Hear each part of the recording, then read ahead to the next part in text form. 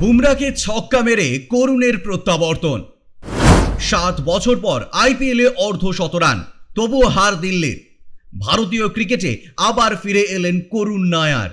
লোকচক্ষুর আড়ালে চলে গিয়েছিলেন টেস্টে 30 রান করা ব্যাটার।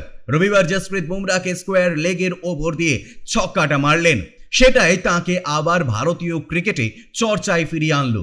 এই মুহূর্তে ভারতের সেরা পেসার বুমরা, তার ওভারেই করুণ নিলেন 18 রান, 2টি ছক্কা এবং একটি 4 মারলেন সেই ওভারেই। বুমরার প্রথম বলে ছক্কাটা মারার পর হার্দিক পান্ডিয়াকে দেখা গেল হাততালি দিতে। পরের ছক্কাটা মারার সময় অবাক হয়ে বলের উড়ে যাওয়া দেখছিলেন বরুণ নিচে।